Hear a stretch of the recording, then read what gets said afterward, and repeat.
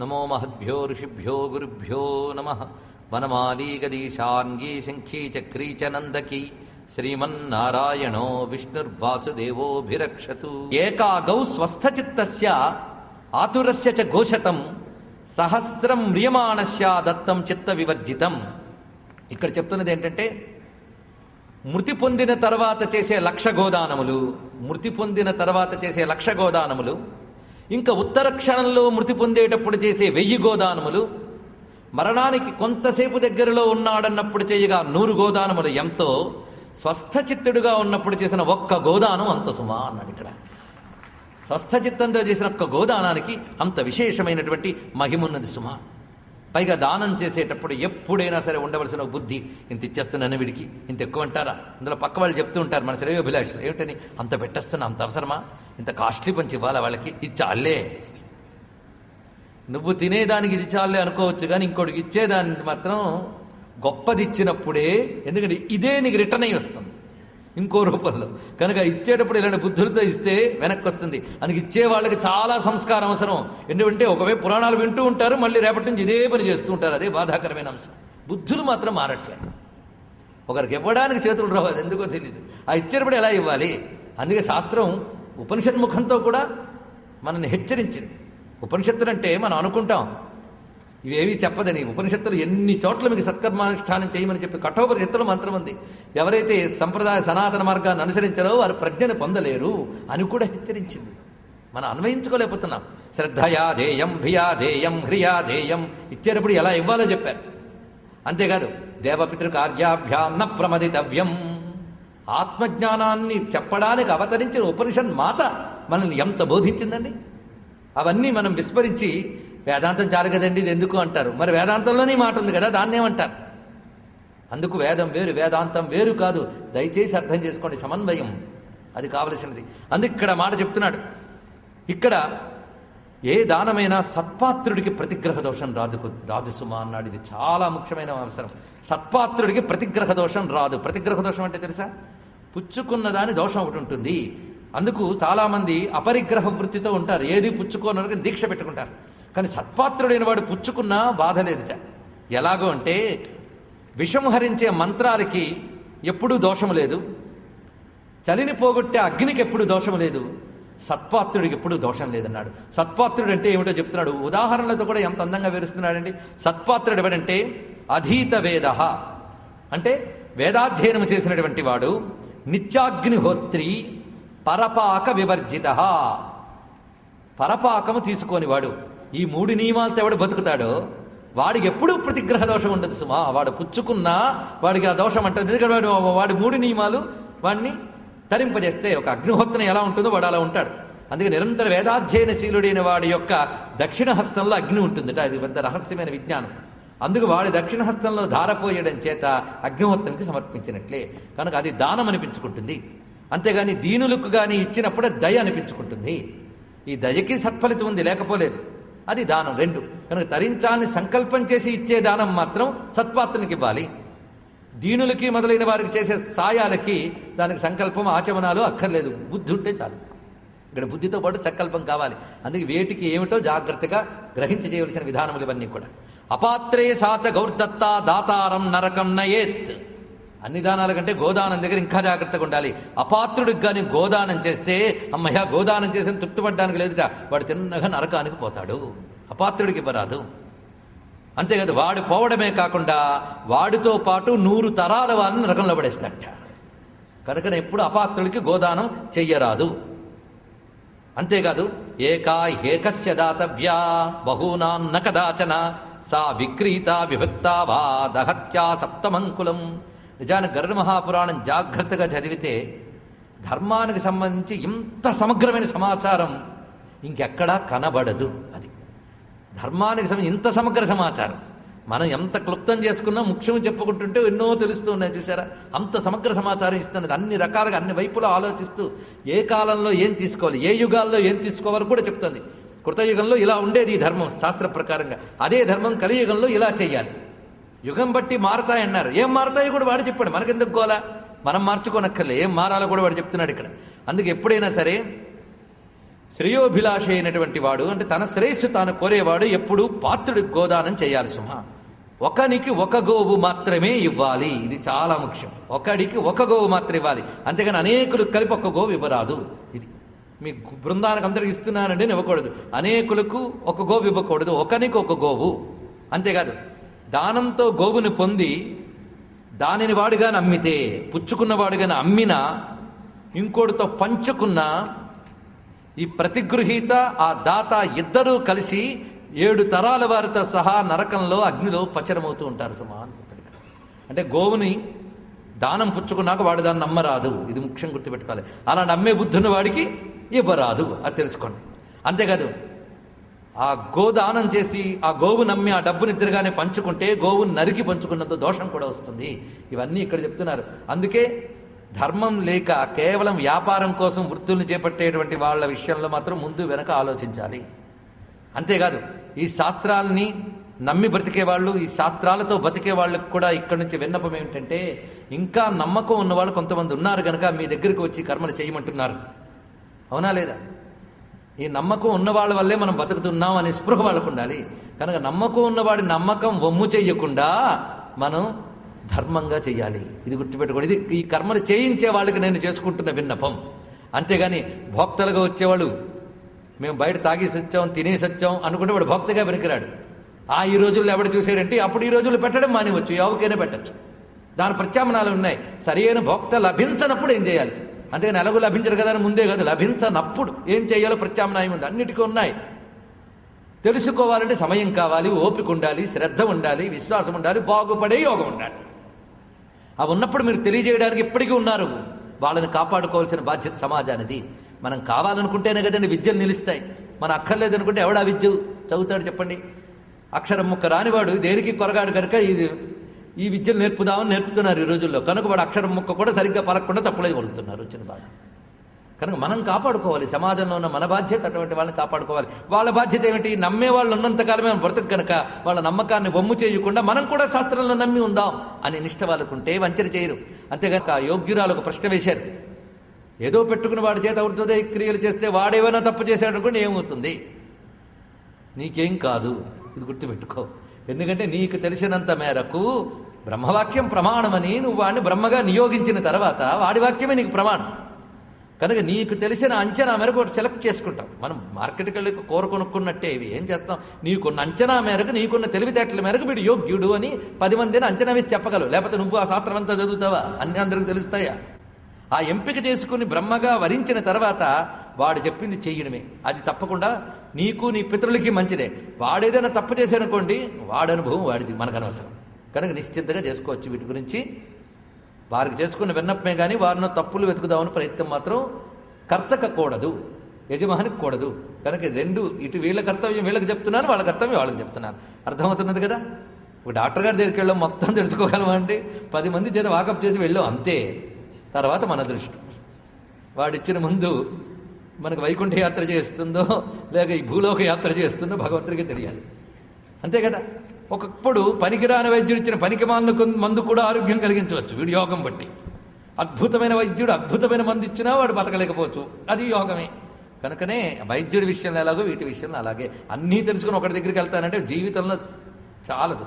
వైద్యశాస్త్రం అంతా చదివి డాక్టర్ గారి దగ్గరికి వెళ్తానంటే ఎక్కడవుతుందండి మనకి? వాడు చదివేయడం నమ్మి వెళ్ళావు. అలాగే ఏ శాస్త్రానికైనా గుర్తుపెట్టుకుని అన్వయించుకోండి, మీకే సమాధానాలు దొరుకుతాయి. అందుకే ఈ విధంగా భూదానం గురించి, గోదానం గురించి ఇంత విశేషమని చెప్పారు.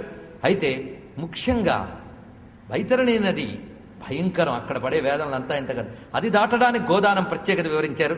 ఇది ఒక పడవని చేసి దాన్ని కేవలం ఇక్షువులు అంటే చెరకులతో బాగా దాన్ని చెరకు గడలతో బాగా అలంకరించి దానికి పట్టుదారం కట్టి ఒక గోతిని తవ్వి దానిలో జలం నింపి దానిలో నావను ఉంచి దానిపై గోవుని నిలిపి యథాశాస్త్రంగా గోదానం చేయాలి. అక్కడ చేయవలసిన విధానములు ఇవన్నీ కూడా శాస్త్రంలో చెప్పబడుతున్నాయి. అది తెలుసుకుని దాని ప్రకారం చేయాలి. ఎందుకంటే అన్ని టెక్నికల్ డీటెయిల్స్ నేను చెప్పట్లేదు. అంత పితృకల్ సంకల్పం అంతా ఇక్కడ చెప్పాడు. పితృకర్మల విశేషం అంతా అవన్నీ పురాణంలో అంత వివరంగా చెప్పక్కర్లేదు కనుక సూచనప్రాయంగా చెప్తున్నాం. దాన్ని ఆధారం చేసుకుని చూసుకోవచ్చు. అటు తర్వాత ఈ దానం ఎప్పుడు చేయాలి? ఈ దానాలన్నీ మంచి రోజులు కొన్ని చెప్తున్నాడు, మంచి చోట్లు చెప్తున్నాడు. ఎందుకంటే దేశము కాలము కలిస్తే ఫలితం మరింత ఉంటుంది. ఎండిన కర్రని తగలబెట్టడం సులభం, పచ్చి కర్రని తగలబెట్టడం కష్టం. కనుక దేశకాలాలు కుదిరినప్పుడు దానాదులు చేసినప్పుడు వాటి ఫలితం ఇంకా గొప్పగా ఉంటుంది. అందుకే దేశకాలములు ఏంటో చెప్తున్నాడు. గంగాది సర్వతీర్థేషు, గంగాది తీర్థస్థానములు యందు, బ్రాహ్మణావసధేషు చ, వైదిక జీవనం గడిపేటువంటి వారి సన్నిధిలో, చంద్ర సూర్యోపరాగేషు సంక్రాంతౌ దర్శవాసరే, సూర్యగ్రహణ చంద్రగ్రహణ కాలములయందు, సంక్రాంతులయందు, అదేవిధంగా దర్శవాసరే. ఇక్కడ విశేషంగా చెప్తున్నది ఏంటంటే వ్యతిపాత పుణ్యకాలంలోనూ ఇతర పుణ్యకాలాల్లోనూ వీటిలో దర్శయందు, పుణ్యతీర్థములయందు, పుణ్యకాలములయందు వీటిని చేయాలి. అలాగే అయనే విశ్వే చైవ వ్యతిపాతే యుగాదిషు అన్యేషు పుణ్యకాలేషు కుర్యాత్ గోదానముత్తమం. ఇంకా పుణ్యకాలములు ఏవైతే ఉన్నాయో వాటన్నింటిలో చెప్పాడు. చెప్తూ ఒక మాట అన్నాడు, అసలు పుణ్యకాలం పుణ్య సమయం ఏమిటిందయ్యా? పుణ్యతీర్థం ఏముంది? యదైవ జాయతే శ్రద్ధ పాత్రం సంప్రాప్యతే యదా సయేవ పుణ్యకాలస్యాద్యత సంపత్తిరస్థిర. గుమ్మడికాయ దొరికినప్పుడే దద్దినం పెట్టమన్నారు ఇట్లాంటి మాటలు వింటాం, అది కాదు, అవి హాస్యాలు. అసలు విషయం ఇక్కడ చూడండి ఏం చెప్తున్నాడు. ఏమని? శ్రద్ధ ఎప్పుడు పుట్టిందో అదే సరైన సమయం అన్నాడు. శ్రద్ధ అంటే ఏంటో చెప్పాం కదా, శాస్త్రవాక్యాలు అంటే నమ్మకం. అది అప్పుడప్పుడు పొరపాటు మనకు కలుగుతూ ఉంటుంది, అంతే కదా. పొరపాటు నమ్మేస్తాం శాస్త్రం చెప్పింది నిజమని, కానీ తర్వాత పోతూ ఉంటుంది, అవునా లేదా? కానీ ఆ నమ్మకం కలిగినప్పుడే చేయలేట. ఎందుకంటే నమ్మకం ఎప్పుడు ఉంటుందో తెలియదు. కనుకనే భీముడు కథ చెప్తారు, దానం చెయ్యాలనిపించినప్పుడు చేసేట, కాసేపు ఆగచ్చు కదా. కుడి చేత్తో నూనె ఉందిట, ఎడం చేయి ఖాళీ ఉంది, ఎడం చేత్తో దానం చేసేట. ఏమిటంటే ఆపి కాసేపు కుడి చేత్తో ఇవ్వచ్చు కదా అంటే, ఇటు నుంచి అటు తిప్పే లోపల బుద్ధి ఎక్కడ మారుతుందో అన్నాడు. అలాగే ఎడం చేత్తో దానం చేయొచ్చని దీని నుంచి గ్రహించుతూ ఉన్నాం అని అనొద్దు. దేని నుంచి ఏం గ్రహించాలో జాగ్రత్తగా గ్రహించండి. ఎందుకంటే సత్కర్మ విషయంలో కాలయాపన చెయ్యరాదు. ఎందుకంటే కాలం నీ చేతిలో లేదు. ధైర్యంగా చెప్పలేవు రేపటి గురించి, అది ఇక్కడ మళ్ళీ హెచ్చరిస్తున్నాడు. కనుక శ్రద్ధ పుట్టిందే సరి అయిన కాలం. ఇలాంటి మాటలు చెప్తారు. ఈ మాటలు చెప్పాం కనుక పుణ్యకాలాలు లేవని కాదు, పుణ్యకాలాల్లో చేయడం చాలా మంచిది. కొంతమంది ఇలాంటి మాటలు పట్టుకుని పురాణంలోనే ఉందండి పుణ్యాలు అక్కర్లేదుట, పుణ్యకాలాలు అక్కర్లేదు అంటారు. అది కూడా నెగిటివ్ లిజనింగ్. నేను చెప్పాను కదా, పాజిటివ్ లిజనింగ్కి నెగిటివ్ లిజనింగ్కి తేడా. అందుకు ఇది యదైవ జాయతే శ్రద్ధ పాత్రం సంప్రాప్యతే యదా. అంతేకాదు, పాత్రుడైన వాడు మాటికి దొరకడు. ఎప్పుడో ఒక పాత్రుడు నీ గుమ్మం ఎక్కుతాడు, నీకు కూడా తెలియదు. ఆ దొరికినప్పుడు తాత్సారంగా దిగిపోయాడా, మరి దొరకడం కష్టం ఒక పాత్రుడు. కనుక శ్రద్ధ పుట్టినప్పుడు చేయాలి, లేదా పాత్రుడు దొరికినప్పుడు చేయాలి. అందుకే సరి అయిన కాలం దానానికి ఏమిటి అంటే పాత్రుడు దొరకడము. ఎందుకంటే నువ్వు స్థిరమే అనుకుని ఏవి స్థిరం కాదు. ఆ స్థిరాని శరీరాన్ని విభో నైవ శాశ్వత నిత్యం సన్నిహితో మృత్యు కర్తవ్యో ధర్మ సంచయ. పుట్టిన దగ్గర నుంచి మన పక్కనే ఉన్న ఏకైకతోడు మృత్యువు, ఇది ఎప్పుడు పక్కనే ఉంటుంది. నిత్యం సన్నిహితో మృత్యు కర్తవ్యో ధర్మ సంచయ. అందుకే ఆత్మవిత్తానుసారేణ తత్ర దానమనంతకం దేయం విప్రాయ విదిశే స్వాత్మనశ్రేయిచ్చత. కనుకనే ఆత్మవిత్తానుసారేణ తన దగ్గర తన స్వార్జితమైన ధర్మార్జితమైన విత్తాన్ని అనుసరించి చేసే కాసింత దానం కూడా అనంత ఫలాన్ని ఇస్తున్నది. 1000 ఉన్నవాడు 100 ఇవ్వచ్చు, 100 ఉన్నవాడు 10 ఇవ్వచ్చు కదా. కనుక విత్తానుసారేణ ఎవరికి ఫలితం 1000 ఇచ్చిన వాడిగా 100 ఇచ్చిన వాడిగా. కోట్ల కొలది మూలిగేవాడు 1000 ఇస్తే ఫలితం లేదు. 10 రూపాయలు సంపాదించేవాడు రూపాయి ఇచ్చినా గొప్ప ఫలితం ఉంటుంది, గుర్తుపెట్టుకుని. అందుకే ఆత్మవిత్తానుసారేణ, ఇది హృదయం కదా ముఖ్యం. అందుకు నువ్వు ఏ దానములు చేసినా అవే నీకు పరలోక ప్రయాణంలో తోడు ఉంటాయి, ఇది గుర్తుపెట్టుకో. ఇది చెప్తున్నాడు, యమలోకే పథేతాని ఉపతిష్టంతి జాగ్రత్త యాని యాని చ దానాన్ని దత్తాని భూమానవైహి. నువ్వు ఇచ్చినవే నీకు తర్వాత జన్మలో కాదు, అసలు మార్గ ప్రయాణ మధ్యంలో అవే నీకు పాథేయములు, అంటే దారిబత్యములు అనే మాట చెప్తున్నాడు. అందుకు ఈ జన్మ దొరికాక ఈ చెప్పినవి చెయ్యనప్పుడు ఆ జన్మ ఎందుకయ్యా అని చెప్తూ, ఇంత సులభమైన ధర్మాలున్నా పాటించకుండా కొందరు చెడిపోతున్నారు అనే విషయాన్ని కూడా పరమాత్మ ఇక్కడ చెప్తున్నారు. ఒకటి, ఎవరి నిమిత్తమై లోభపడి నువ్వు ఏదీ చేయకుండా ఉన్నావో అవేవి నిత్యములు కావు, అది తెలుసుకో. అవేవి మన ఎవరి నిమిత్తంగా ఇవన్నీ మానేశాం. ధనపుత్ర కళత్రాది శరీరమపి బాంధవా అనిత్యం సర్వమే వేదం తస్మాత్ ధర్మం సమాచరేత్.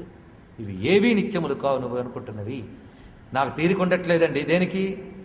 ధన సంపాదనకి. తీరికుండట్లేదని ధర్మాలు మానేశావు. తీరిక కూడా లేకుండా కష్టపడి సంపాదించిన ఏ ధనమేది కూడా నీకక్కడ పాథేయంగా దారిభత్యంగా పనికిరాదు, గుర్తుపెట్టుకోండి. ఇలా వివరించి ఏవం జానన్నిదం సర్వం స్వహస్తే నైవ దాపయత్. అందుకు బ్రతికియున్నప్పుడే స్వహస్తాలతో దానము చేసుకోవాలి. ఇది గట్టిగా చెప్పాడు. స్వహస్తేనైవ దాపయేత్, స్వహస్తంతో బ్రతికి ఉన్నప్పుడే చేసుకోవాలి. ఎందుకంటే అనిత్యం జీవితం యస్మాత్ కష్టాత్ పశ్చాత్ కోపిన దాస్యతి. నువ్వు పోయిన తర్వాత ఎవ్వడూ నీ కోసం చేయడు, గుర్తుపెట్టుకో. బ్రతుకున్నప్పుడే డౌటు, 100 మంది బతిమాలితే కానీ 101వ మారు చేస్తాడో లేదో తెలియదు. కనుక నీ తర్వాత దాని మీద కోసం అంత భరోసా పెట్టుకోక. ఎవడో పెడతాడు, ఎవడో చేస్తాడే అని నువ్వు చేసుకో, నీ చేతులతో నువ్వే చేసుకో. ఎందుకంటే పోయిన తర్వాత నీ పొజిషన్ ఎలా ఉంటుంది అని చూపిస్తున్నాడు. ఇది చాలామంది చాలా ఎన్నుమార్లు విన్నాలండి అనుకుంటారు. విన్నాం కానీ స్మరిస్తున్నామా? నిత్యం అనిత్యాన్ని స్మరించున్న మాట ఉంది. స్మర నిత్యం అనిత్యతాం. ఏది అనిత్యమో అది నిత్యం తెలుసుకో, అదొక్కటి చాలు. జ్ఞానానికి వివేకానికి అదొక్కటి మాటట. స్మర నిత్యం అనిత్యతాం. ఏది అనిత్యమో దాన్ని బాగా తెలుసుకో. అనిత్యం తెలుసుకుంటే నిత్యం ఏదో తెలుసుకోవడానికి ప్రయత్నం చేస్తాం. అందుకు మృతం శరీరముసృజ్య కాష్టలోహ సమంక్షితవు. మృత శరీరాన్ని ఎలా వదిలేస్తారో తెలుసా? పనికిమాలిన కర్రని పనికిమాలిన మట్టిని వదిలినట్టు వదిలేస్తారు. అందరూ కూడా గుర్తుపెట్టుకో. చాలామంది విముఖులే వెళ్ళిపోతారు. అంతేకాదు బంధువులు శ్మశానం దగ్గర ఆగిపోతారు. పుణ్యం పాపం మాత్రమే జీవనతో వెళతాయి. నువ్వు అనుకున్న స్థూల శరీరం ఇక్కడే దగ్ధమవుతోంది, తెలుస్తుంది కదా. ఇంకేమొచ్చింది నీతో? ఇవే వస్తాయి, గుర్తుపెట్టుకో అనే విషయాన్ని చెప్తూ, ధర్మాత్ సంజాయతే అర్థశ్చ ధర్మాత్ కామో విజాయతే ధర్మ ఏవాపవర్గాయ తస్మాం ధర్మం సమాచరేత్. ధర్మం మాత్రమే అర్థకామ మోక్షములకు కూడా హేతువు గనక ధర్మాన్ని అనుసరించారు సుమా. ధర్మం ధనంతో పట్టుకోలేవు, నువ్వు ధర్మాన్ని శ్రద్ధతో పట్టుకోగలవు. గొప్ప మాట చెప్తున్నాడు ఇక్కడ. శ్రద్ధయా ధార్యతే ధర్మ. ఇది కొటేషన్లా రాసుకోవచ్చండి. ధర్మో రక్షిత రక్షిత అని కొటేషన్స్ రాసుకుంటానంటే ఇది కొటేషన్ రాసుకోవాలి. శ్రద్ధయా ధార్యతే ధర్మ. శ్రద్ధతో మాత్రమే ధర్మము ధరింపబడుతోంది, పోషింపబడుతోంది. శ్రద్ధ అంటే అనేక మార్లు మీకు నేను చెప్పాను, శాస్త్ర విశ్వాసము. శాస్త్రం యందు విశ్వాసం చేత మాత్రమే ధర్మం నిలుస్తుంది. అంతేగాని ధనంతో ధర్మం అని కాదు, శ్రద్ధతో ధర్మం నిలుస్తుంది. అందుకు ధనం ఉన్నటువంటి వాళ్ళు శ్రద్ధతో ధర్మం చేస్తారు. శ్రద్ధ లేని ధనంతో చేసే ధర్మం ఫలించదు. కనుక శ్రద్ధతో చేసేటువంటి ధర్మం, అందుకే ధనాన్ని శ్రద్ధతో ధర్మానికి వినియోగించినప్పుడు వాడు ముక్తిని పొందుతున్నాడు. కనుకనే ధనము ధర్మము మధ్యలో శ్రద్ధ ఉంది. కనుక శ్రద్ధతో చేసిన సంపాదించిన ధనాన్ని శ్రద్ధతో ధర్మానికి వినియోగించినప్పుడే ఫలితం ఉన్నది. అంతేకాదు అనేక మంది మహాత్ముల దగ్గర ధనం లేదు, అయినా వాళ్ళు తరించిపోయారు. ఎందుకంటే శ్రద్ధ వల్ల. శ్రద్ధతో ధర్మాన్ని పాటించారు వాళ్ళు. అది ప్రత్యేకించి చెప్తున్నాడు. నిష్కించ నాహి మునయ శ్రద్ధావంతో దివంగతా. ఏమీ లేని మహాత్ములు కేవలం శ్రద్ధ వల్లనే సద్గతులను పొందారు సుమా. అందుకు శ్రద్ధ చాలా ముఖ్యం అన్నాడు ఇక్కడ. శ్రద్ధతో కూడా ఏదైనా చేయాలి. శ్రద్ధయాదేయం భియాదేయం అనే మాటకి ఇది అర్థం అనమాట. కనుకనే ఇక్కడ ఆ చివరి స్థితిలో వాడు చేయవలసినటువంటి విశేషణాన్ని చెప్తూ, ఈ ప్రారబ్ధ కర్మ వశం చేత ఈ దేహం విడవబడుతున్న సమయం వచ్చినప్పుడు వాడు పుత్రుడికి చెప్పి ఏర్పాటు చేయించుకోవాల్సింది ఏమిటి అంటే, తులసి సన్నిధౌ కుర్యాన్ మండలం గోమయేనతు. ఆవు పేడతో తడిపిన నీరు తీసుకుని తులసి సన్నిధిలో మండపం నిర్మాణం చేసుకోమన్నారు. గోమయంతో అలికిన నేల మీద దివ్యశక్తులు వస్తాయి, అక్కడున్న దుష్టశక్తులు పోతాయి. ఇప్పుడు గోవులే లేవు, గోమయం అంతకంటే లేదు. అలుకుదామంటే గుమ్మాలు లేవు, పెరళ్ళు లేవు, ఏం చేస్తాం? కారు. గోమయంతో అలికితే మనం అనుకుంటాం క్రిమి సంహారం, ఇవన్నీ ఇప్పుడు చెప్తున్నారు మీరు. కానీ క్రిమి కాదు, దుష్ట గ్రహ సంహారం అది. గోమయం అలికితే ఆ ప్రాంతం శుద్ధమవుతుందట. అలకకపోతే ఏమవుతుందో కూడా చెప్తున్నాడు. అలికిన నేల మీద ఉండే, అందుకే మృత శరీరాన్ని ఉంచే చోట్లు కూడా చెప్తున్నాడు. ఇలాంటి చోట్లలో ఉంచకుండా వాడు మృతి చెందిన తర్వాత ఏవో శుద్ధులు మనం చేస్తున్నాం, తప్పదు గనక. కానీ మృతికి ముందే కానీ ఏర్పాటు చేస్తే వాడి స్థితి అంతా ఇంత కాదండి. అదృష్టం ఉంటేనే లభిస్తుంది. వాడికి ఎలా ఏర్పాటు చేయాలో చెప్తున్నాడు ఇక్కడ. తులసి సన్నిధౌ కుర్యాన్ మండలం గోమయేనతు. ముందు తులసి సన్నిధిలో గోమయంతో ఒక మండల నిర్మాణం చేయమని చెప్తున్నాడు.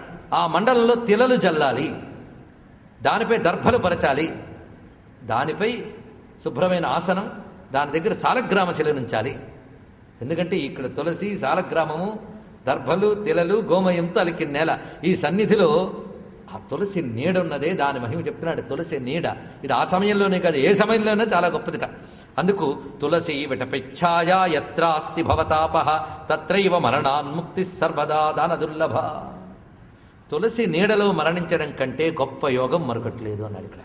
ఏ క్షేత్రంకి వెళ్ళి మరణిస్తామని చూడడం కాదు, తులసి సన్నిధిలో మరణించడం చాలా ప్రత్యేకం. తులసి యొక్క నీడకు అంత విశేషమైన లక్షణం ఉంది సుమా. అందుకే మన ఇళ్లలో తులసి పెట్టుకోవడం అనేది సంప్రదాయబద్ధమైన ఆచారంగా ఉన్నది. ఈ తులసి ఛాయలో మరణించే యోగం అంత తేలిగ్గా దొరకదన్నాడు ఇక్కడ. అనేక జన్మల దానాలు చేసిన వారికి కూడా తులసి ఛాయలో మరణం దుర్లభము. అంతేకాదు ఎవరి ఇంట్లో తులసి వృక్షం ఉంటుందో ఆ ఇల్లే పుణ్యతీర్థ స్వరూపము. ఈ మాట గట్టిగా చెప్తున్నాడు చూడండి ఇక్కడ. తులసి విటపిస్థానం గృహే యస్యావతిష్ఠతే తద్గృహం తీర్థరూపం హి నాయాంతి యమకింకరాః. ఆ తులసి ఉన్నటువంటి చోట్లోకి క్షుద్రశక్తులు కానీ యమకింకరులు కానీ రారుట. అందుకే మనకు పూర్వం రోజులు ఇంట్లో తులసి పెట్టుకునేవారు. దుష్టశక్తులు మొదలు ప్రవేశించినప్పుడు ఆ తులసి ఉండదు, అవి వచ్చిన చోట తులసి పెరగదు. ఇవన్నీ కూడా ప్రస్తుతం కూడా మీరు పరీక్షించి తెలుసుకోవచ్చు. కనుక తులసి గురించి ప్రత్యేకించి ఇక్కడ చెప్తున్నాడు. తులసి మంజరీయుక్తో ఎస్తు ప్రాణాన్ విముంచతి యమస్తం నేక్షితం శక్తో యుక్తం పాపశతేరపి. వందల కొద్ది పాపాలు చేసేవాడైనప్పటికీ కూడా తన ఒంటి మీద కానీ తన నోట్లో కానీ తులసి దళం ఉండగా మరణిస్తే వాడి వైపు ఇన్ని పాపాలు చేసినప్పటికీ కూడా యముడు కానీ యమకింకరులు కానీ రారు. వాడికి నరక యాతన ఉండదు. వాడి జీవన్ముక్తుడే మోక్షం పొందుతాడని చెప్పకపోయినా దుర్గతులు పాలవడు, దివ్యలోకములు అనుభవిస్తాడు. ఇందులో సందేహం లేదు. చూసారా? అందుకే పూర్వం రోజుల్లో ఇంక అయిపోయిన తులసి నీరు పోయండి అనేవారు. గుర్తుందా? ఇక్కడ హాస్పిటల్లో వాడు పోసే టానిక్కే, ఏం లేదు. దాంతో వాడు ఎలాగూ బతకడు. వాళ్ళకి తెలుసు, వీళ్ళకి తెలియదు, వీళ్ళకి తెలుసు. కానీ లోకం ఏమనుకుంటుందో అని చచ్చేవరకు అక్కడ ఉంచుతారు. చచ్చిన శరీరాన్ని వాడిస్తాడు. ఏం లాభం చెప్పండి ఇక్కడ. కనుకనే ఆ సమయంలో ఇంకా పోతాడనగా తులసి కానీ వాడి శరీరాన్ని తగిలితే చాలట, నీడకి దళానికి తగిలితే చాడు. యమస్తం నిక్షితం శక్తో యుక్తం పాప శతేరపి. వాడికి కోట్ల కొలది అనంతమైన పాపాలు ఉన్నప్పటికీ కూడా ఎప్పుడు తీసుకువెళ్ళడు. తస్యాదళం ముఖే కృత్వా తిలదర్భాసనే మృతం నరో విష్ణుపురం యాతి పుత్రహీనోప్య సంశయ. కొడుకులు లేరు నాకు ఔర్ధ్వదేహక్రియలాగా అనే బాధ ఇలా మరణించేవాడికి ఉండదుట. చాలా గొప్ప మాట చెప్తున్నాడు ఇక్కడ. ఇలా మరణించేవాడికి ఆ బాధే ఉండదు సుమా. ఎందుకంటే తస్యా దళం ముఖే కృత్వా, ముఖంలో తులసీ దళం ఉంచుకుని ఈ తిలదర్భాసనంలో మృతి చెందేవాడు విష్ణుపురం యాతి, విష్ణుపురానికి వెళ్తాడు. ఎందుకంటే ఇక్కడ మనకి ముఖ్యమైన విషయములు చెప్తున్నాడు. తిలా పవిత్రాహ, పవిత్రములైన వస్తువులు ఏంటో చెప్తున్నాడు. తిలా పవిత్రాహ త్రివిధాహ, 3 రకములైన తిలలు పవిత్రములే. అంటే నువ్వుల్లో నల్ల నువ్వులు, తర్వాత కృష్ణ తిల, 3 రకాలుగా ఇక్కడ శ్వేత కపిల రకములైనటువంటి తిలలు అంటే ఉన్నవి ఉన్నవి ఉన్నవి 3 రకములైనటువంటి శ్రేష్టములే. దర్భాశ్చ, దర్భలు, తులసి, ఇవి నరం నివారయించైతే దుర్గతిం యాంత మాత్రం. ఇవి దుష్టశక్తిని పోగొట్టడంలో వీటికి చాలా శక్తి ఉన్నది. అందుకే కొన్ని దేశాల్లో దర్భ పెరగదు, తులసి పెరగదు, మారేడు లాంటి పవిత్రమైన వృక్షాలు పెరగవు. అందుకే వాటిని కర్మభూములు అనలేదు. అదృష్టవశాత్తు ఈ 3 పుష్కలంగా పెరిగే భారత భూమికి వందనం, కర్మభూమికి వందనం. చక్కగా దొరుకుతాయి యజ్ఞవృక్షములు ఇక్కడ. అందుకు దర్భలు మళ్ళీ ఎక్కడ పెడితే అక్కడ పెరగవు, వాటికి ప్రత్యేక స్థానములు ఉన్నాయి. ఈ దర్భలు వీటి గురించి ఇక్కడ విశేషంగా వివరిస్తూ, ఇది వింటే చాలయ్యా ధన్యులవుతారు. నా స్వేదజములు తిలలు, నా రోమజములు దర్భలు అన్నాడు. యజ్ఞవరాహస్వామిగా స్వామి అవతరించినప్పుడు ఆయన రోమములే దర్భలయ్యాయి అని చెప్తున్నారు. ఇక తులసి చెప్పక్కర్లేదు, లక్ష్మీనారాయణ స్వరూపము. అందుకు దర్భా విభూతిర్మేతార్క్ష మమ రోమ సముద్భవా, అవి నా విభూతి స్వరూపాలు. అందుకే దర్భకి పాదం తాకించడం కానీ తక్కువగా చూడడం కానీ కూడదు. దర్భ అంత పవిత్రమైనది. కొంతమంది ఇంట్లో దర్భలించుకోవచ్చు అని అడుగుతారు. దౌర్భాగ్య ప్రశ్న, గుర్తుపెట్టుకోండి. ఎక్కడి నుంచి వచ్చాయో తెలియదు. ఇవన్నీ కూడా ఇంట్లో దర్భలించుకోవచ్చా, తిలలుంచుకోవచ్చా, ఇవన్నీ భగవత్ స్వరూపాలని చెప్తున్నాడు. అందుకే శాస్త్రానికి సెంటిమెంట్కున్న తేడా. అతస్తత్స్పర్శనాదేవా స్వర్గం గచ్చంతి మానవాహ. అసలు సత్కర్మలు చేయడం అన్ని వదిలేండి, ఇవి ముట్టుకుంటే చాలు వాడు నా ముష్టిలోకం దాకా ఎందుకండి, నరకాలకు వెళ్ళడు, స్వర్గాది లోకాలకు వెళ్తాడు. ఇందులో గ్యారంటీ చెప్తున్నాడు ఇక్కడ. వాటికి ఉన్న శక్తి అటువంటిది. అందుకే మనకి యజ్ఞాదుల్లో కూడా వాటిని వాడతాం. వాటితో దేన్నైనా పవిత్రం చేయవచ్చు. దర్భతో దేన్నైనా పవిత్రం చేయొచ్చు. మంత్రాలు ఎవరిది? మంత్రాలు గొప్పవే, మంత్రాలు గొప్పవే. కానీ తినరానివన్నీ తిని జీవితంలో సంస్కారం అనేది లేనటువంటి వాడు కానీ మంత్రం చదివితే దోషం. ఈ రోజుల్లో ఇలాంటి మర్యాదలు చెప్పేవడం కూడా కష్టమైపోతుంది. ఎందుకంటే మహామహా మంత్రాలు కూడా మోరలెత్తి సభల్లో అప్పుడే ఉల్లిపాయ నవ్వులొచ్చి కూడా చెప్తాడు. కానీ చెప్పకూడదు బాబు అంటే వినరు. కానీ ఇక్కడ ఒక విషయం చెప్తున్నాను. ఇంగ్లాండ్లో వేల్స్ అనే ప్రాంతంలో సుబ్రహ్మణ్య క్షేత్రం ఉంది. దాన్ని స్కంద వేల్ అని పిలుస్తారు. దాని అసలు వేల్స్ ఆ ప్రాంతం పేరు, ఇంగ్లీష్ వాళ్ళు పెట్టుకునే పేరు. కానీ అక్కడ కొందరు సుబ్రహ్మణ్య భక్తులు స్కంద వేల్ అని మార్చారు. బాగుంది. ఎందుకంటే తమిళంలో వేల్ అంటే స్వామి ఆయుధానికి పేరు, అది స్కంద వేల్ అని మార్చారు. చిత్రం ఏంటంటే అక్కడికి వెళితే అక్కడ బోర్డు ఉందండి. అక్కడ పూజారులందరూ ఇంగ్లీష్ వాళ్ళే, ఒక్కడు భారతీయులు లేడు అందరూ. అది తెలుసుకోవాల్సింది. వాళ్ళందరూ సుబ్రహ్మణ్య నామాలను అద్భుతంగా కీర్తిస్తున్నారు. వాళ్ళ గేటు మీద ఒక బోర్డు పెట్టారు. ఆశ్చర్యపోతాం. గత 3-4 రోజుల నుంచి మాంసం తిన్నవాళ్ళు, ఉల్లి తిన్నవాళ్ళు ఈ గుడిలోకి రావద్దు అని పెట్టారు అక్కడ. ఇలాంటి కొటేషన్స్ మన ఆలయాల్లో ఉన్నాయా గుర్తుపెట్టుకోండి. అంతేకాదు బయట ఉన్న వాళ్ళు ఆలయానికి రావద్దు చెప్పాడు. ఇప్పుడు మనకా అవి ఏవీ లేవు. బయట ఉన్న వాళ్ళు భగవద్గీత చదవచ్చా అండి అని, అబ్బా అంత బ్రహ్మ జిజ్ఞాస, ఆ 4 రోజులు కూడా రెస్ట్ లేకుండా బ్రహ్మ విచారణ చేసేద్దామని అంత తాపత్రయమా? వద్దన్నారు కనుక చెయ్యాలనిపిస్తుంది, అదే దౌర్భాగ్యం, ఇంకేమీ లేదు. ఇవన్నీ నియమములు. ఆ ఆటంకాల రోజుల్లో సాధన చెయ్యరాదు. తనంత తానే నామస్మరణ వస్తే వేరే విషయం, అంతేగాని కూడదు. ఎందుకు చెప్పారో అర్థం చేసుకోండి. సూక్ష్మ జగత్తుకు సంబంధించిన అంశములన్నీ నిన్న చెప్పిన కథల్లో నేను చెప్పినటువంటి వైదిక అంశములు గుర్తు తెచ్చుకోండి, మళ్ళీ వివరించక్కర్లేదు. ప్రధానికి వెనకాలు ఉన్నాయి. ఇలాగా శాస్త్రముల ప్రకారం నియమాలు చెప్తూ ఉంటే ఒక్కొక్క నియమాన్ని ఉల్లంఘించేదానికి మరి ఎందుకు పాటించని చెప్పండి. ఇక్కడ ఇలాంటి పరిస్థితులు మనకు కల్పించబడుతున్నాయి. ఎవరైనా ఎలాగైనా సరే చదివి వచ్చేటం. ఇంకోటి చెప్పారు, మాది కొత్త దేవాలయం అండి, కొత్తగా కట్టుకున్నాం, వెల్లుల్లి నైవేద్యం పెట్టినా పర్వాలేదు మా దేవుడికని. ఈ దేవుడు అసలు శాస్త్రంలో లేడు, కొత్తగా వచ్చాడు, బాగానే ఉంది, వాడికి వెల్లుల్లి పెట్టి వచ్చి. ఇది ఇలాంటివి కన్వీనియంట్గా ఉంటాయి. ఏవి పెడితే అవి చేసి వచ్చనే వ్రతాలు మనకు కన్వీనియంట్గా ఉంటాయి. కానీ వ్రతములే కావు, గుర్తుపెట్టుకోండి. అవి వ్రతముల వలె కనబడే దుష్కర్మలు. కలియుగంలో అధర్మం ధర్మంలా కనబడుతుందిట, ధర్మం అధర్మంలా కనబడుతుందిట. ఇది యుగ లక్షణం. అందుకు ఈ యుగ లక్షణంలోనే శాస్త్రంలో ఉన్నమాట చెప్తే యథార్థవాది లోక విరోధి అయిపోతాడు. ఏం చేస్తాం, బాధ. కానీ శాస్త్రం పట్టుకుని కూడా యథార్థవాదం చెప్పకపోతే పైన ఆయన లెక్కలో గెలిపోతాం కనుక జాగ్రత్త పడి ఉన్న విషయాలు ఉన్నట్టు చెప్పడం జరుగుతుంది. గుర్తుంచుకోవాల్సిన విషయాలు ఇవన్నీ కూడా. అందుకే ఇక్కడ నీచమ సంస్కారములు కలవారు వారి దగ్గర ఉన్న తులసి కానీ మంత్రం కానీ పనికిరాదు, అది కూడా చెప్పాడు ఇక్కడ. నీచ సంస్కారములు ఉన్న వారి దగ్గర ఉన్నటువంటి దేవతా వృక్షములు కూడా నిషేధములే. అందుకు ఇది వివరిస్తున్నారు. తర్వాత మండలం గోమయం, అది అలకితే ఎంత గొప్ప చెప్తున్నాడు.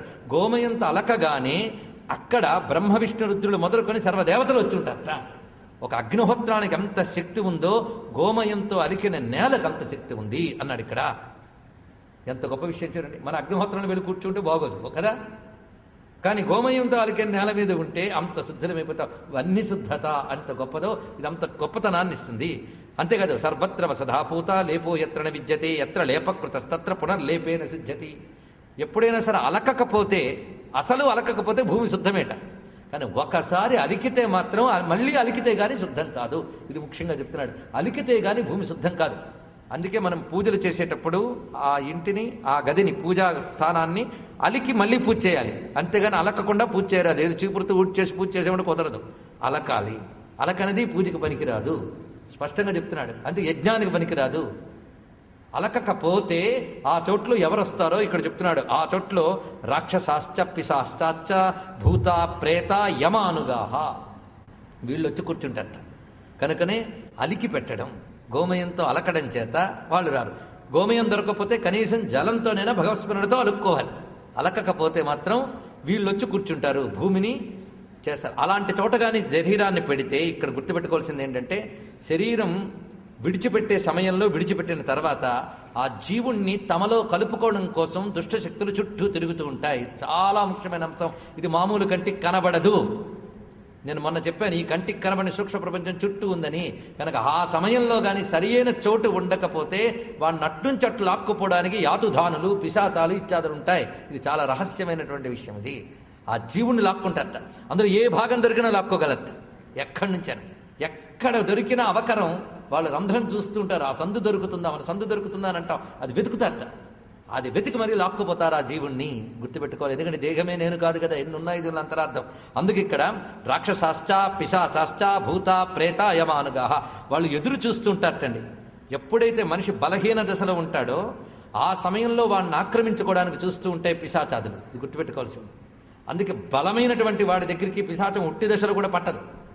మానసిక దుర్బలుల జోలికి తొందరగా పిశాచావాహన, ప్రేతలు మొదలైన వచ్చి పట్టుకుంటారట. మానసికంగా బలహీనలైన. అలా శారీరకంగా దుర్బల అవస్థలు 3 దశల్లో ఉంటే, ఒకటి రోగస్థితి, రెండవది శైశవ దశ, మూడవది మరణ దశ. ఈ 3 చాలా దుర్బలమైన దశలు మానవుడికి శరీరంతో. మనిషి శరీరంలోకి ప్రవేశించే కూడా భూమి మీద పడ్డాక నేను ఈ శరీరంలో ఉన్నాను అనే ఆలోచన వాడికి స్టేబుల్ అవ్వడానికి కనీసం 2 ఏళ్ల పైన పడుతుంది అని శాస్త్రం చెప్తుంది. గుర్తుపెట్టుకోండి.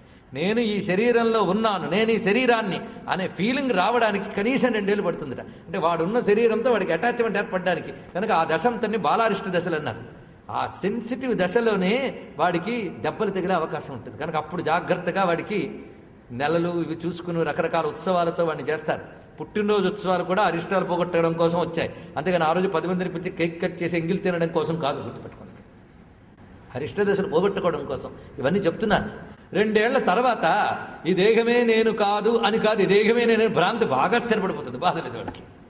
మరణ దశలో ఉందే ఆ బాడీని వదులుతున్న సెన్సిటివ్ దశలో అనేకం ప్రవేశిస్తాయి. ఎందుకంటే వాటికి ఆశ ఉంటుందిట. అందులో మృతావస్థలో ఉన్న శరీరం యొక్క పిశితాన్ని అంటే మాంసాన్ని తినాలని ఎదురు చూస్తూ ఉంటాయి. పిశితం అస్నాతీతి పిశాచాహ, అర్థం కూడా చూడండి. మాంసాన్ని తినేస్తాయి పిశాచాలు అంటారు, కానీ బాడీ అక్కడే ఉందండి, ఏం పిశాచం తినలేదని మీరు అంటారు, నాకు తెలుసు. మళ్ళాగే కనబడేటట్టు పీక్కు తింటే అది పిశాచం ఎందుకు అవుతుంది? అది కనబడకుండా తన మాంసగతమైన శక్తిని లాగుతాను. లాగినప్పుడు ఈ జీవుడిని అంత తొందరగా పైకి వెళ్ళనివ్వవు. పిశాచాక్రాంతమైన జీవుడు పైకి వెళ్ళడం కష్టం. పిశాచ దశలన్నీ కూడా ఈ భూవాతావరణ దశల్లోనే ఉంటాయి, ఇక్కడే తిరుగుతూ ఉంటాడు వాడు. కనుక పిశాచగ్రస్తం కాకుండా దేహాన్ని చూసుకోవాలి అక్కడ. ఒకవేళ ఆ సమయంలో కానీ పిశాచాలు ఎలా ఉంటాయంటే అంత్య ప్రదేశంలో, అంత్య సమయంలో హరిప్రదేశే ఖట్వాయాం అంతరిక్షే విశంతిచ అతోగ్నహోత్రం శ్రద్ధంచ బ్రహ్మభోజ్యం శురాచ అనే విషయంలో చెప్తున్నాడు చూడండి. ఇక్కడ అలిప్త భూమిని వేటిని అంటి పెట్టుకుంటే పిశాచశక్తులు, అలిప్త భూమిని, ఖట్వాన్ని, ఖట్వము అంటే మంచము, అంతరిక్షము, ఈ 3. అందుకే 6 బయలు, మంచము, అలిప్త భూమి, ఈ 3 దోషములని చెప్తున్నారు ఇక్కడ. మంచం మీద కానీ, అందుకే మంచం మీద దించేయండి అంటారు. పూర్వం రోజుల్లో అనేవారు, ఇప్పుడు అక్కడే పోవాల్సి వస్తుంది, అది వేరే విషయం. పోతాడనగానే మంచం ఎక్కిస్తుంటారు కూడా ఈ రోజుల్లో, కానీ మంచం మీద దించేయాలని చెప్పేవారట. ఎందుకంటే చూడగలగాలే కానీ ఆ సమయంలో మంచం కోళ్ళని పట్టుకుని ఎన్ని శక్తులు ఉంటాయో కూడా వర్ణించారు ఇక్కడ. వాడిని అట్టుంచటే లాక్కుపోతాయిటవి. మరి వాడిని తరింపజేయడం, ఒక్కసారి పిశాచగ్రస్తమైతే దాని నుంచి విడిపించి యమలోకానికి పంపడం కూడా మహా కష్టం. వాడికి ప్రేతత్వ ముక్తి ఇవ్వలేం. 10 రోజుల కర్మ జరిగితే కానీ ప్రేతత్వ ముక్తి పోదు వాడికి. ఆ ప్రేతత్వ ముక్తి కలగదు వాడికి. పిశాచగ్రస్తం అయిపోతే ప్రేతత్వ ముక్తి కలగదు. ఇది సూక్ష్మ విజ్ఞానం. అందుకే ఖట్వమునందు వాడిని ఉంచరాదు. అలిప్త ప్రదేశే, అదేవిధంగా ఖట్వాయాం అంతరిక్షే, 6 బయలు, ఇది కూడా ఘోరం. అందుకే 6 బయట నిద్ర, 6 బయట ఇవి మన వారు నిషేధించారు. ఇవన్నీ కూడా గుర్తుపెట్టుకోవాల్సింది. అందుకు మండలేన వినా భూమ్యాం ఆతురం నైవకారయేత్, భూమ్యాం ఆతురం నైవకారయేత్ అంటే మండలము లేకుండా ఆ మరణాసన్నమైన ఆతుర దేహాన్ని ఉంచరాదు. ఇది స్పష్టంగా చెప్పాడు. మండల నిర్మాణం చేసి ఉంచాలి సుమా. లిప్త భూమ్యామత కృత్వా స్వర్ణం రత్నం ముఖేక్షిపేత్, ఆ విధంగా మండలం చేసిన భూమి మీద వాడిని పెట్టి నోటిలో స్వర్ణాన్ని రత్నాన్ని పెట్టమన్నారు. ఏది చివరి దశలో ఉన్నవాడిని ఏం చేయాలో చెప్తున్నారు. ఆ తర్వాత సాలగ్రామ తీర్థం ఇమ్మన్నారు. ఎందుకంటే సాలగ్రామ తీర్థం రోజు పుచ్చుకున్న వాడికి ఏ రోజు పాపం ఆ రోజే పోతుంది. అది ఎంత గొప్ప విషయం చూడండి. ఆ సమయంలో కానీ పోస్తే వాడు వైకుంఠానికి పొందుతాడు. సాలగ్రామ తీర్థం దొరకకపోయిన ఇంకో తీర్థం చెప్తున్నాడు. ఈ తీర్థం ఎప్పుడు ఇంట్లో దగ్గరించుకోవడం చాలా మంచిది. అది కానీ ఒక్క చుక్క పడిందా వాడికి దొరికేటువంటి పుణ్యం అంతా ఇంత కదా. ఆ తీర్థం ఏంటో చెప్తున్నాడు. తతో గంగాజలం దద్యాన్ మహాపాతక నాశనం. గంగాజలం అండి, దీనికున్న ప్రత్యేకత. అదృష్టవశాత్తు గంగ పుట్టిన దేశంలో పుట్టిన మనం ధన్యులం. గంగాజలం దద్యాన్ చూసారా. అందుకే తరించడానికి ఏకైక అవకాశం ఉన్న యోగభూమి, కర్మభూమి, వేదభూమి, యజ్ఞభూమిని మన భూమిని ఎందుకన్నారో ఇప్పుడు అర్థమైంది కదా. అందుకే కొన్ని అధ్యాయాల్లో భారత భూమి గురించి చాలా ప్రస్తావన చేసి ఇక్కడ పుట్టడం అదృష్టం రా బాబు అని చెప్పాడు.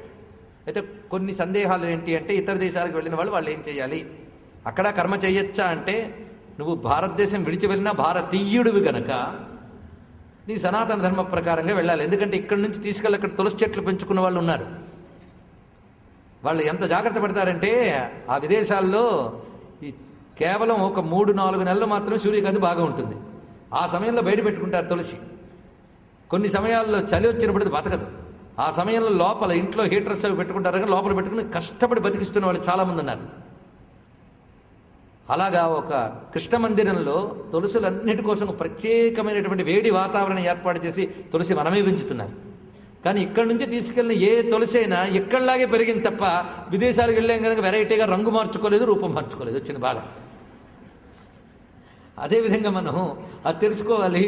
అక్కడ మట్టి తాగుతున్నా నీ వేరు లక్షణం పోకూడదు. ఇది గుర్తుపెట్టుకోండి. నీ మూల లక్షణం పోకూడదు.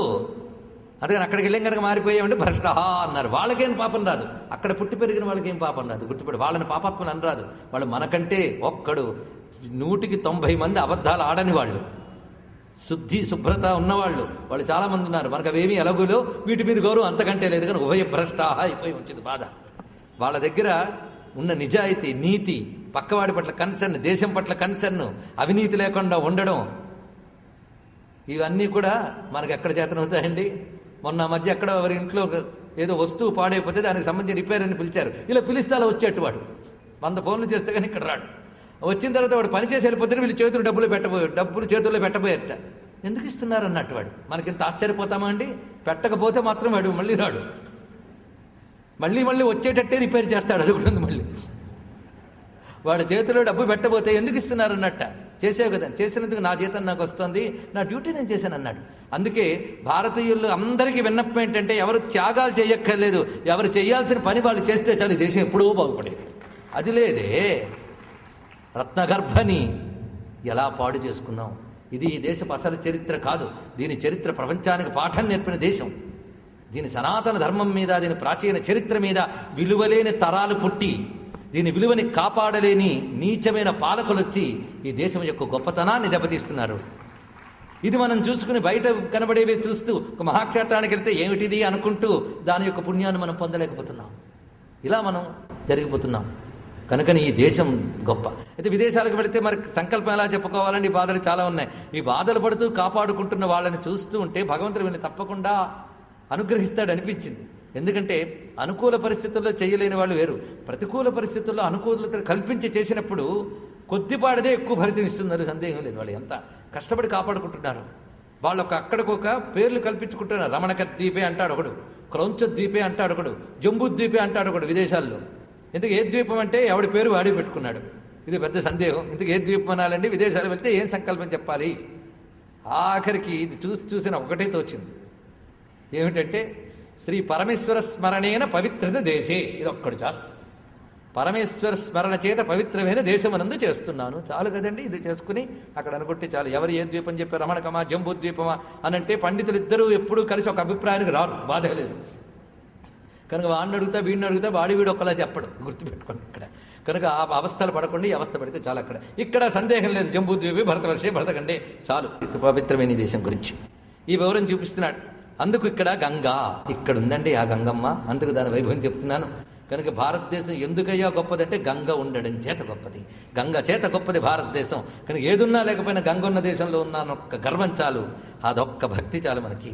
కనుక గంగ గంగ గంగ గంగా తీర వసతి, గంగా తీరంలో బతకడం, గంగా జలంతో బ్రతకడం, ఇంకేం కావాలండి? అలానే నువ్వు ఏ ప్రాంతంలో ఉన్నా తతో గంగాజలం దద్యాన్ మహాపాతక నాశనం సర్వతీర్థకృత స్నాన దాన పుణ్యఫలప్రదం. చాంద్రాయణం చరేజ్యస్తు సహస్రం కాయశోధనం. చాంద్రాయణాది వ్రతములు కానీ సర్వతీర్థ స్నానములు కానీ ఇవన్నీ కూడా పిబేద్యశ్చైవ గంగాంబస్సమోస్యాతాముభావపి.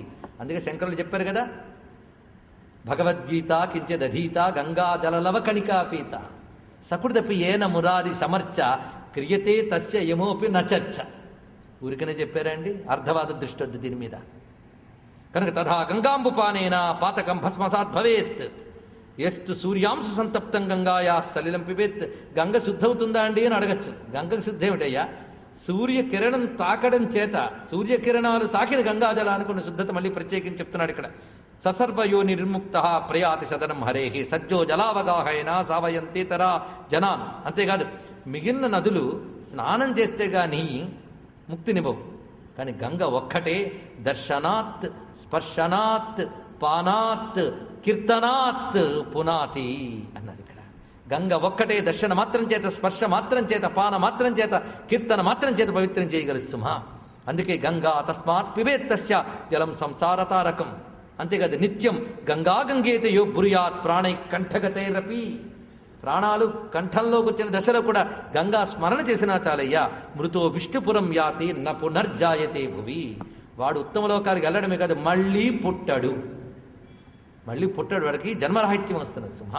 అందుకు ఎప్పుడైనా సరే శ్రద్ధతో అంటే ఈ వాక్యాలు అన్నారు కానీ నిజమేనా అనేవాడికి ఇది అక్కరే లేదు.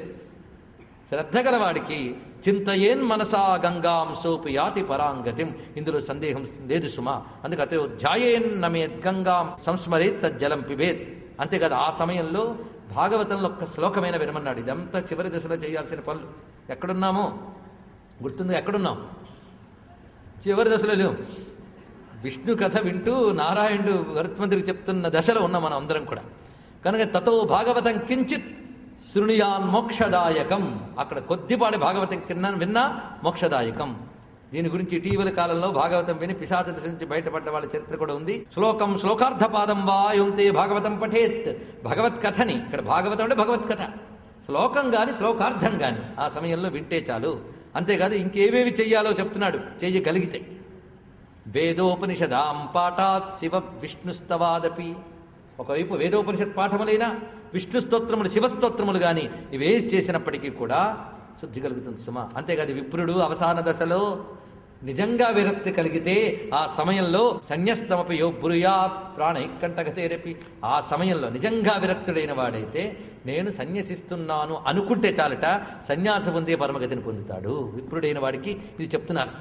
ఈ విధంగా ప్రాణాలు పోయే దశలో జలాన్ని అన్నాన్ని పుచ్చుకోరాదు. ఇప్పుడు చేయవలసిన ఈ విషయం తీయాలి.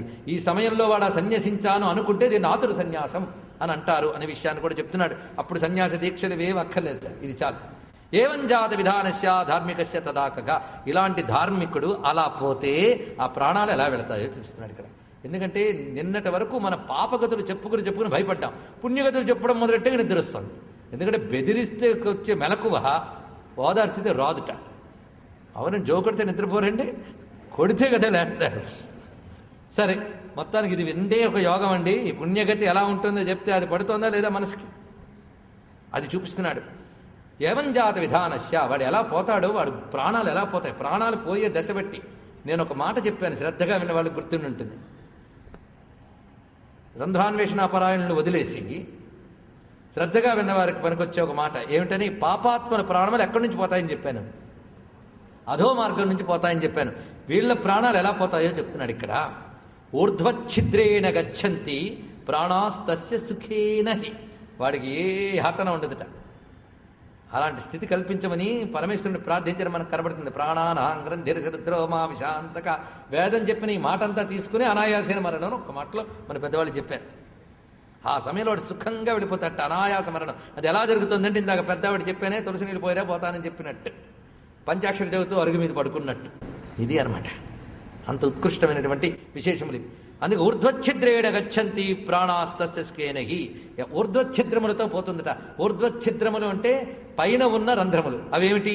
ముఖం, నోరు, చక్షుషి, నాశే, కర్ణౌ ద్వారాణి సప్తచ, ఇవి సప్తద్వారాలు. ఈ సప్తద్వారాలు ఊర్ధ్వలోకానికి సంబంధించినవిట. ఈ ఊర్ధ్వలోకాలకు అధిపతి సూర్యభగవానుడు. ఇది పెద్ద రహస్యం. ఇక్కడ ఎన్ని చెప్పిన 7, ఈ 7 ద్వారానే ఆ దివ్యశక్తి ఊర్ధ్వస్థానం వైపు లింక్ అయి ఉంటుంది. కనుక అక్కడ సప్తాశ్వర ధమారుడు ఎలా ఉన్నాడో ఇక్కడ ఈ సప్త ఇంద్రియాలకు అధిపతిగా సూర్యభగవానుడు అనబడే పరమాత్మ ఉన్నాడు. ఇది సప్తాశ్వములు అంటే మరొక అర్థం కూడా శాస్త్రం చెప్తోంది. అందుకు ముఖం, చక్షుషి, నాశే, కర్ణౌ ద్వారాని సప్తచ యభ్య సుకృతినో యాంతి, ఇలా సుకృతులు వెళ్ళిపోతారట. మరి యోగులు, సుకృతులకి యోగులకి చిన్న తేడా ఉంది. యోగులు అంటే ఆజ్ఞాచక్రఛేదనం కూడా జరిగినటువంటి వారు.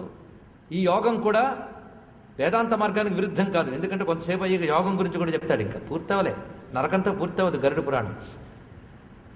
మనం వైకుంఠం దగ్గర తీసుకెళ్లే వరకు ఊరుకోదు గరుడ పురాణం. ఇంకా ఆ విషయాలు ఇప్పుడు చెప్తున్నాడు, మొదలు పెడుతున్నాడు. యోగముతో, యోగ మార్గంలో ఉన్నవాడు, ఇందులో జ్ఞాని అయినవాడు, జీవన్ముక్తుడైన వాడు, వాడి శరీరం వదిలి వెళ్ళినప్పుడు ఎలా వెళుతున్నాడో కూడా అన్వయించుకోవచ్చు. యోగముతో వాడికి తాళురంధ్రత, తాళురంధ్రం ద్వారా వెళుతుందట. ఇది చాలా విషయం. తాళురంధ్రం అంటే దవడల యొక్క రంధ్రంలోంచి వెళ్ళిపోతుంది. ఆ ఊర్ధ్వస్థానంలో ఉన్న దవడల రంధ్రంలోంచి వాడి ప్రాణములు పోతాయి. ఎవరికి? యోగి అయినటువంటి వాడికి. సుకృతి మార్గంలో వెళ్ళేవాడికి ఇందాక చెప్పిన సప్తద్వారాల్లోంచి వెళుతున్నాయనే విషయాన్ని చెప్పాడు. అపానాన్మిళిత ప్రాణో యదాహి భవతి పృథక్, ఈ విధంగా తెలియజేస్తూ పాపాత్మల యొక్క ప్రాణములు మాత్రము ఈ క్రింది భాగాల నుంచి వెళ్ళిపోతాయి, నాభీదేశం నుంచి క్రింది భాగాల నుంచి వెళతాయని చెప్తున్నాడు.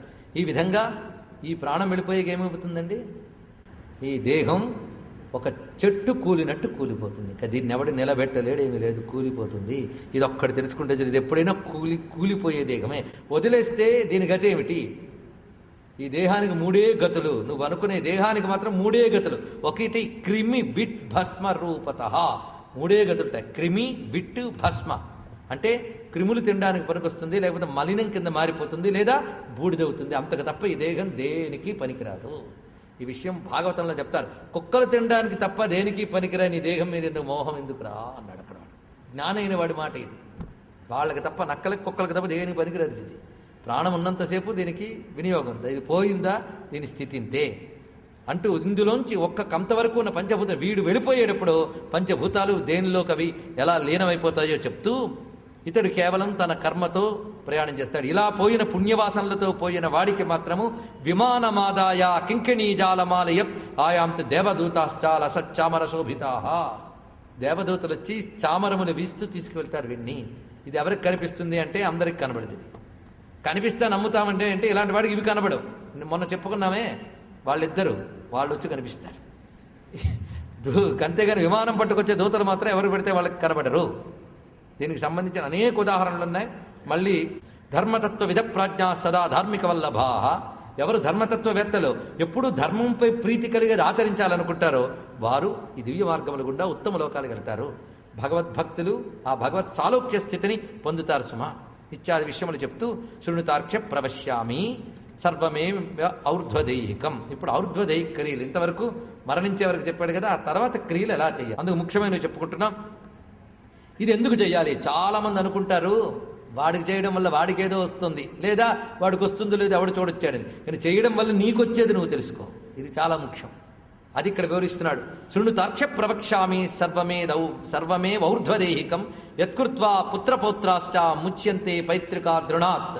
ఔర్ధ్వదేహి క్రియలు చెయ్యడం వల్లనే పితృరుణం తీరుతుంది. పితృరుణం అంటే తల్లిదండ్రులు ఇరువురు రుణం. అంతేగాని తండ్రి అనగానే మళ్ళీ మగాళ్ళ గురించే చెప్పారా అనద్దు. తల్లిదండ్రులు ఇరువురు రుణం తీరాలి అంటే ఈ కర్మ. కిం దత్తైర్ బహువిర్దానై పిత్రోరంచేష్టమాచరిత్ తేనాగ్నిష్టోమ సదృశం పుత్ర ఫలమావాప్నుయాత్. గొప్ప మాట చెప్తున్నాడు. ఎన్ని దానాలు చేసినా ఫలితం లేదు సుమా. పుత్రుడైన వాడు తన వారికి అంత్యేష్టి కర్మ చేయడం వల్ల అగ్నిష్టోమ అది క్రతుఫలాన్ని పొందుతాడు. వైదిక కర్మలు ఇవి, అవి పొందుతాడు సుమా. అయితే ఆ సమయంలో పుత్రాదులు ఏం చేయాలి? ఇక్కడ ఆ క్రియను జాగ్రత్తగా మీరు పరిశీలిస్తే ఒక యజ్ఞం చేసినప్పుడు ఎలా ఉంటుందో అలా ఉంటుంది ప్రాసెస్ అంతా కూడా. అందులో మంత్రాలు వింటూ ఉంటే కొంచెం వివేకం అంటూ ఉంటే అసలు దుఃఖం అనేది కలగదు అసలు. ఎందుకంటే జీవుడు అసలు స్థితి ఏంటో తెలిసిపోయాక ఇది వదిలేసిన తర్వాత వాడిని ఎలా సాగనంపాలనే స్థితి గురించి అక్కడ చెప్తూ ఉన్నప్పుడు దాని యందు మనకు దృష్టి ఉంటుంది. కనుకనే మనకి ఈ పనికి మాలినటువంటి మోహాల్ని పోగొట్టడంలో మన కర్మ విజ్ఞానం చాలా సహకరిస్తుంది. అందుకే తదా శోకం పరిత్యజ్య కారయేన్ ముండనం సుతః. సుతుడైన వాడి శోకాన్ని విడిచిపెట్టి ముండనము చేసుకోవాలి. అంతేకాదు వాడితో పాటు ముండనాది కర్మలు చేయవలసిన వాళ్ళు ఎవరో చెయ్యాలి. అంతేకాదు ముండనం చెయ్యకపోతే తలగాని ఆ సమయంలో ముండనం చేసుకోకపోతే వాడు భ్రష్టుడై నరకాదులకు పోతాడు. ఇది కూడా చెప్పారు. ఈ రోజుల్లో ఒక ఆయన ప్రత్యక్షంగా చూసిన సంఘటన. ఆఫీస్కి సెలవు పెట్టి వచ్చేట. అది చాలా బాధపడి అదేదో మీరే కానిచ్చేయలేకపోయారా అని పక్క వాళ్ళని అన్నట్టు వచ్చి పాపాత్ముడు.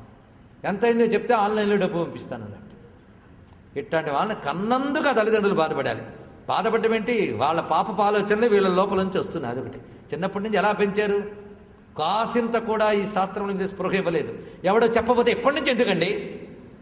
ఎప్పటి నుంచి ఎందుకు అనడం వల్లే వీడికి అప్పటికీ కూడా బాగుపడే స్థితి లేని స్థితి తెచ్చుకుంటున్నాడు. అర్థం చేసుకో. ఎందువల్ల జరుగుతుంది ఇదంతా? ఏమైనా జ్ఞానం కల్పించారే పిల్లలకి? నువ్వు శరీరమే నువ్వు అనే భ్రాంతిని కల్పించారే తప్ప ఏం కల్పించని చెప్పండి ఇక్కడ. దీనిలో ఇక్కడ అప్పుడు లాభం ఏముంది? ఏడిస్తే. ఇక్కడే జాగ్రత్త పడమని చెప్తున్నాడు. ముండనం వాడు వచ్చి చెప్తున్నాడు, ఈ ముండనం అవన్నీ నాకు వద్దండి బాబు, ఏదో శాస్త్రం కోసం తగలబెట్టి పోతా నేను. జుట్టు పైన శాస్త్రం కోసం వాడు కొట్టండి చాలన్నట్టు.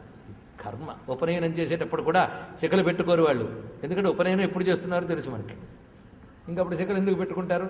ఆఖరికి భ్రష్టత్వం. దానికంటే మానేసి నాస్తికంగా బతకడం బెటరండి కర్మను అవమానించడం కంటే. ఇక్కడ అవునా లేదు? ఎవరినో ధరిస్తున్నా ఇక్కడ నేను చెప్తున్న మాట కాదు ఇది, గరుడ పురాణంలోది. కొంచెం నాటుకోవాలని నా ప్రయత్నం నేను చేస్తున్నాను అంతే. మాతాపిత్రోర్ముతౌ ఏనా కారితం ముండనం నహి ఆత్మజస్స కథం జ్ఞేయ సంసారార్నవతారక. గొప్ప మాట చెప్పాడు. ఎవడైతే ఈ ముండనం చేయించుకోడో వాడు తల్లిదండ్రులను తరింపజేయలేడు. ఇంకా వాడేం పుత్రుడయ్యా అన్నారు ఇక్కడ. వాడు తర్వాత వాడు స్నానాదులు చేసి నఖకక్ష వివర్జితం, బాహుమూలలు తర్వాత నఖములు ఇవన్నీ కూడా వాడు తొలగించుకుని తతస్సాబాంధవ స్నాత్వా ధౌత వస్త్రాన్ని ధారయేత్, స్నానాదులు చేసిన ధౌత వస్త్రములు ధరించుకుని జలము తీసుకుని శవాన్ని స్నానం చేయించి, ఇవన్నీ వింటున్నప్పుడు మన సినిమాల్లో చూసిన సీనుల్లో భయపడక్కర్లేదు. ఇది మళ్ళీ చెప్తున్నా ఇక్కడ, ఎవడికైనా అనివార్యమే. ఇది ఒక్కటి తీసుకుంటే చాలు. కొందరు చూడాల్సి వస్తుంది, కొందరు చేసుకోవాల్సి వస్తుంది. చేసుకునేటప్పుడు మనం చూస్తామా పెడతామా అని కాదు, అప్పుడు కూడా చూస్తూ ఉంటామని చెప్పాను. వాళ్ళిద్దరూ చూపిస్తుంటారు చూడండి చూడండి అని, దూరుదామని ట్రై చేస్తుంటే పొడుస్తూ ఉంటారు, అప్పుడు చూస్తాం. మనల్ని మనం తడపడం కూడా చూస్తాం, గుర్తుపెట్టుకోండి. దాన్ని ముందే తెలుసుకోగలిగితే జాగ్రత్త పడతాం, తప్పేమీ లేదు. ఇది విన్నంత మాత్రాన అదేదో సినిమాలో చూపించిన భయపడిపోనక్కర్లేదు, గుర్తుపెట్టుకోండి. ఇది ఇక్కడ సత్యాన్ని సత్యంగా గ్రహించగలగాలి, ఆ స్థితి కూడా చూపిస్తున్నాడు ఇక్కడ. ముండయే చందనే సృగ్భిర్ గంగామృతికి యాదవ, మండయే చందనం సృగ్భి గంగామృతికి యాదవ. అంతేకాదు చందనాదులతో గంగామృతికతో శవాన్ని అలంకరించాలి, నవీన వస్త్రై సంఛాద్య, అది చెయ్యాలి. దాని తర్వాత దానికి సంబంధించిన క్రియలు ఇంకా చెప్తున్నాడు. అవి చేసి ఆ తర్వాత చేయవలసినటువంటి క్రియలు ఏమిటంటే, మరణస్థలంలో ప్రేత యొక్క నామగోత్రములు చెప్తూ సదక్షిణాకంగా పిండాన్నుంచాలి.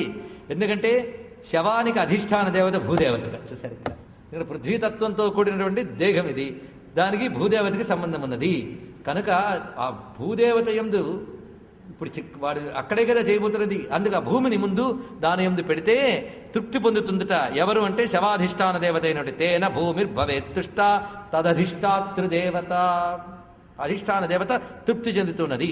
తర్వాత ద్వారదేశంలో భూతనామాలతో పిండాన్ని పెడతారు. ఇది ఒకటి చాలా ముఖ్యం. ఇంటిలో మనం తీసుకెళ్ళబోతున్నప్పుడు ఆ ద్వారం దగ్గర కూడా పెట్టాలి, ఎందుకంటే అక్కడ ఉన్న కొన్ని భూత శక్తులు ఉంటాయి. వాటిని పిండంతో తృప్తిపరచకపోతే అవి వీడి శరీరాన్ని ఇందాక చెప్పినట్టు భూతగ్రస్తం చేయవచ్చు. ఇవన్నీ రహస్యములైన సూక్ష్మ విజ్ఞానం ఇదంతా కూడా. ఆ విధంగా అక్కడ చేస్తారు. దాని తర్వాత శవానికి ప్రదక్షిణ చేసి కొడుకులు కోడళ్ళు నమస్కారం చేయాలి, పూజించాలి. ఇది చెప్తున్నాడు ఇక్కడ. ఎందుకంటే అది పవిత్రతం అయిపోయింది, అగ్నిహోత్రానికి సమర్పింపబడే ఒక యజ్ఞద్రవ్యముగా మారింది. అది ఆ దృష్టి రావాలి ఇక్కడ. అక్కడ ఇంకా దాన్ని ఎంత పవిత్రం చేశాడు మంత్రాదులతో. ఎలా చేస్తున్నాం దేహాన్ని చూడండి. కనుక దేహం గురించి ఋషుల దృష్టి వేరు. అది తెచ్చుకొండర్రా అని మనకు కల్పిస్తే అది కేవలం ఏడవడానికి తగ్గ సన్నివేశం, లేదా లోపల లోపల సంతోషించే సన్నివేశం కింద మారిపోయింది మనకి. ఎలాంటి దృష్టి ఉండాలో చూడండి ఇక్కడ. ఆ తర్వాత బంధు సహితుడే ముందు పుత్రుడు భుజంతో ఎత్తాలట. అక్కడ చెప్తున్నాడండి, ధృత్వా స్కంధే స్వపితరం యశ్మశానాయ గచ్చతి. ఆ తండ్రి యొక్క శవంతాలు యొక్క దాన్ని భుజానికి ఎత్తుకున్న కొడుకు అశ్వమేధ ఫలాన్ని పొందుతాడు. సుమా, అడుగుకి అశ్వమేధ ఫలం పొందుతాడు ఒక్కొక్క అడుగు వేస్తున్నప్పుడు. ఆ అడుగు వేస్తున్నప్పుడు ఎందుకు భుజానికి ఎత్తుకోవాలంటే అక్కడ చెప్తున్నాడు, ఏ తల్లిదండ్రుల శరీరాన్ని ఎత్తుకున్నావో ఆ తల్లిదండ్రులు నీ బాల్యావస్థలో భుజం ఎక్కించుకున్నారు, తొడలెక్కించుకున్నారు, వీప్ మీద ఎక్కించుకున్నారు. అలాంటి తండ్రిని ఇప్పుడు భుజం ఎక్కించుకుంటున్నావు అనే భావనతో ఆ భక్తితో ఎత్తమని చెప్పాడు ఇక్కడ. ఎంత గొప్ప మాట చూడండి. నీత్వా స్కంధే స్వపృష్ఠేంకే సదా తాతేన లాలిత. వారు ఎత్తుకున్నారు, నిన్ను ముద్దాడారు, ఎన్ని ఆశలు పెట్టుకున్నారు. ఎప్పుడు పోతారని ఎదురు చూసే వాళ్ళందరూ ఇప్పుడు చదివితే హృదయం కరుగుతుందండి. ఇంతకంటే అనుబంధం గురించి ఎవరు చెప్పారు? నువ్వు తన్నినా అది కూడా ఆట కింద ఎత్తుకుని గుండెలకు హత్తుకున్న తల్లిదండ్రుల రుణం నువ్వు తీర్చగలవా? ఎన్ని జన్మలెత్తితే తీర్చగలవు. ఇక్కడ ఈ దేహాన్ని ఇచ్చిన వాళ్ళు, ఈ దేహం పోషించిన వాళ్ళు, భరించిన వాళ్ళు, సహించిన వాళ్ళు, రక్షించిన వాళ్ళు, అందుకే వాళ్ళ చేత లాలింపబడిన తదైవ తదృణాన్ముచ్చే. వారు చేసిన ఆ ప్రేమకి రుణం ఎత్తుకున్నప్పుడే తీరుతుంది సుమా అన్నాడు ఇక్కడ. అది తదైవ తదృణాన్ముచ్చేన్మృతం స్వపితరం వహేత్. అటు తర్వాత జరగవలసినటువంటి పనిని వివరిస్తున్న తదోర్ధ మార్గే విశ్రామం సమ్మార్జ్యాభుక్షకారయేత్. మధ్యలో శవాన్ని అప్పుడప్పుడు ఆపుతూ, అక్కడున్న చోటుని శుద్ధి చేసి ఆపుతూ, మళ్ళీ అక్కడ చెప్పాడు ఎక్కడ పెడితే అక్కడ పెట్టడం కూడా కాదు, ఆ చోటుని మంత్రాదులతో కొద్దిగా శుద్ధి చేసి ఆపుతారట. అది చెయ్యకపోతే ఏమవుతుంది? మార్గమధ్యంలో ఉన్న పిశాచ రాక్షస యక్షాదులు ప్రేత శరీర మాంసాన్ని భుజిస్తారు.